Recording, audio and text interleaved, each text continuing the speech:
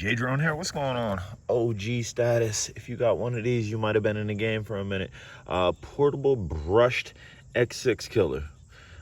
These arms pop off. They actually plug in to each arm. They're color coded. You can't mess it up. I'm gonna go ahead and give this a fly for the first time, probably in about 2 to 3 years. Here we go. We are not using the stock battery. I'm actually using a GP Toys 7.4 volt. I believe it's a 1600 milliamp an hour. These originally probably came with about that, maybe an 1800 milliamp an hour. We're not gonna go really crazy with this. This thing does fly pretty darn quick, but for a residential setting, definitely wanna keep control over it. Go ahead and turn this way. Give you a look at the profile. And bring it over. Don't nick yourself with these blades. They are pretty big. Despite the fact that being brushed, some of these bigger brush drones, if they nicked you good enough, they would they'd leave a mark. And again, I'm flying this very docile. Huge reason is I don't have my hat cam on. We actually just have a cell phone mount to the controller, which I do believe is working really well as far as keeping this in frame.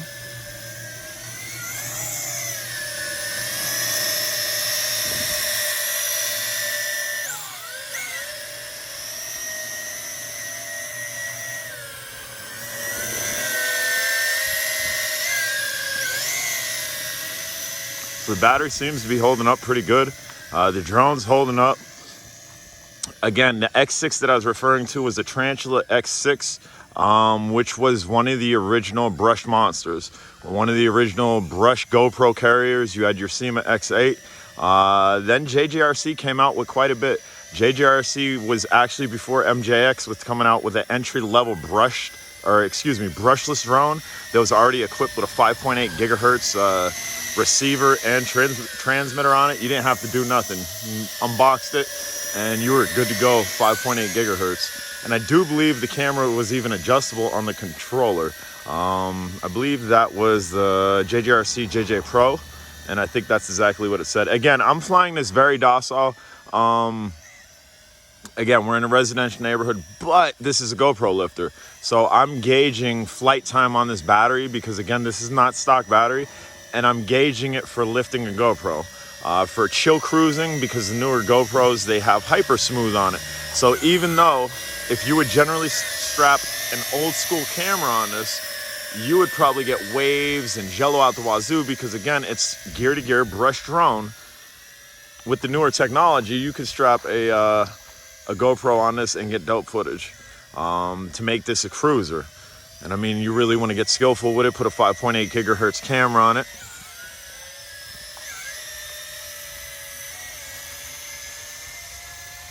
And you could FPV it with the GoPro on it, and you would have ridiculous smooth footage. But again, this is a little bit big unless you're just going to be cruising. Again, what I'm doing right here. Maybe a long distance run. I don't know if I ever 5.8 gigahertz this guy.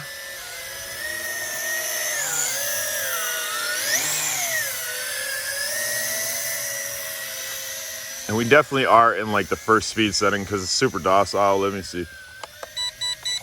So that was a flip. Woo! Which the flip on this thing's terrible. You want to make sure you got clearance. I'll do it again. Here we go. Backflip. Backflip was clean. Front flip was floppy.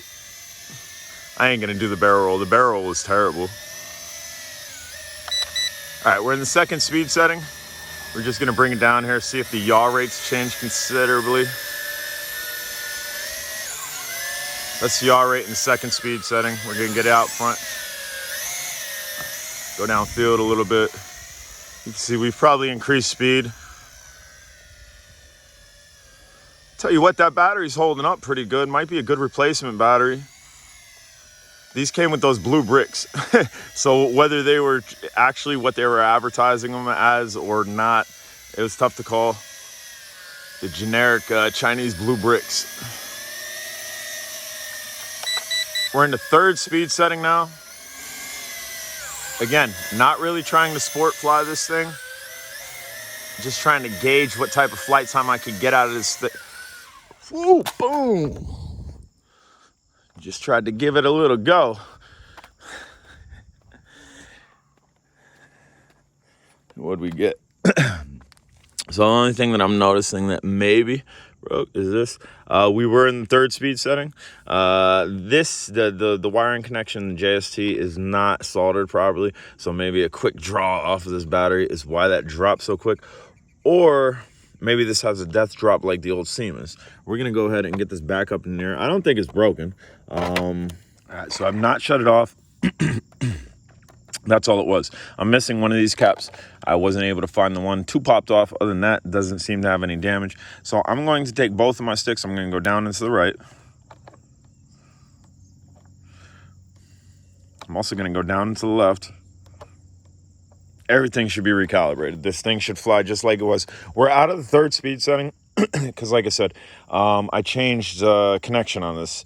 I'm not sure exactly what it was originally, but now it's a JST, and I didn't solder it, so maybe that high draw is like, nah, not happening. So let's see if this will go in air again.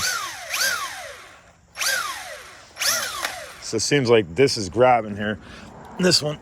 Well, there you go. Now I actually gotta fix it, look at it. So what I'm thinking is upon impact, something shifted, and that one is not making contact gear to gear. And just to show you, that's how these arms connect by Dean's connection. They're all Dean's. So you could break this down into, so it's just a body, carry the arms away. Actually kind of have a pocket drone out of a big boy. And this also makes it really simple to work on because now I don't have to open the entire thing. I just gotta open this, which is looking like it's going to be like 3 or 4 screws, 3 on the bottom there. See what's going on. I don't know, unless it got out of adjustment or something. Seems to be in order. Because all it needs to do is that brass needs to meet those teeth on there, and it don't look like I'm missing a tooth or anything. So we'll try to put it back together and see if maybe I fixed it just by disassembling it and reassembling it. Even after putting it back together, spinning the propeller, it still seems jumpy compared to how the other propellers are spinning. I do believe X6 motors, which are what's in my hand, will be direct replacement for this. So again, we are going to disassemble it, but I was smart. I only put the propeller on, which requires 1 screw removal. I only put those 3 screws on instead of putting the rest of those in. So we'll see if we can't get this back in the air. Actually, 2 screws that you have to remove. So there doesn't seem to be nothing wrong with this motor besides the fact that cog got sent down further. See how down it is on the post? We might just have to pop that up and a drop of super glue to maintain it there, and it might be good to go. So before I even change anything, we're going to go ahead and do that and see if that fixes it. So what I'm doing now, I'm taking that off the top of it and hoping it goes directly on the new motor, which I've taken the original off of simple positive negative prong because I couldn't get that brass joint to go down at all. It seems simple enough. On your left, there's a little plus sign. And that, I believe, is where the positive came off of, because if we flip it over, we can see the solder point just directly above it, and the solder point for the negative is on focus, that right prong above the L. You see LG's written upside down. So it should be just plug it in. It should work. The motor is on, and you could tell the difference where that brass fitting is, the brass gear. It's way down. I guess it just wasn't catching, and that one should do us good, hopefully. And it was direct plug and play. This was simple. The green one was the one that was out.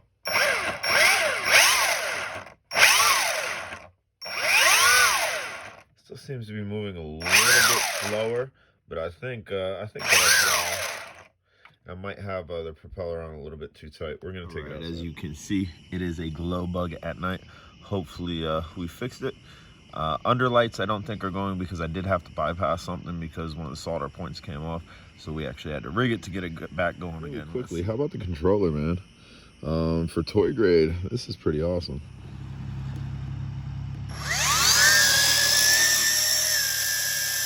She's blinking. Not really sure why she's blinking. Maybe a draw on that battery. But as far as flying goes, oh yeah, that battery's toast. Let me see if I get another battery in it. All right, we're gonna try this again. And again, we're just making sure that motor is good. All right, so if you could see underneath, we actually do have If you can't, let's see. That's gonna be tough to show you. Try to bring it towards myself.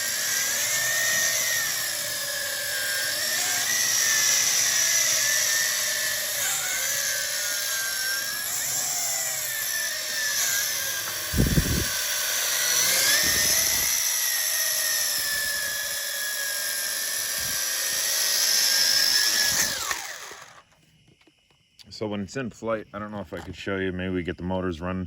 So this arm, the green arm, one of the solder points came off of one of the top posts. So I directly wired the motor to the board, and as you can see, it's working. But let me go ahead and try to fire motors. You should see other lights start to light up on this, just not on this. I have a way to fix it, but I wanted to see if the motor was gonna work with the gearing. Let's see. So 2 greens and then the red. This one should be red as well.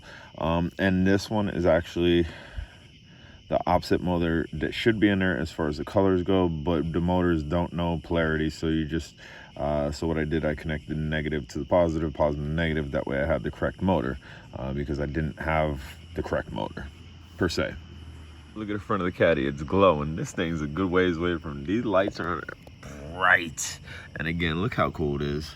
Hobby grade's dope, but some of these toy grades are super dope. And again, all arms pop off easily. You can put the arms in your pocket, you put this in your other pocket, boom, gone.